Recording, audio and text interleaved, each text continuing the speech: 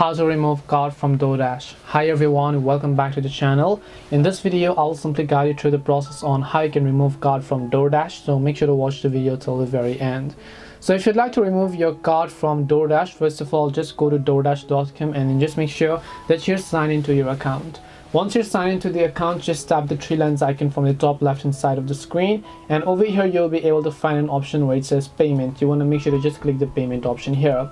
Once you click on the payment option here, you're going to land on this page, on the next specific page, where you'll be able to see all the payment methods that you've added. And then what you want to do is simply select the payment method that you want to remove, and then you'll find the instructions to remove them manually. And now if you haven't yet added, you can choose to add a credit or debit card or PayPal or even your Venmo account. And this way you can remove your payment card from Doordash. Hope this video was very helpful to you guys, and if it did help you, then make sure to leave a like and subscribe to our channel. If you have got any questions, then feel free to leave them down. Thank you very much for watching till the end of this tutorial, and see you soon in the next video.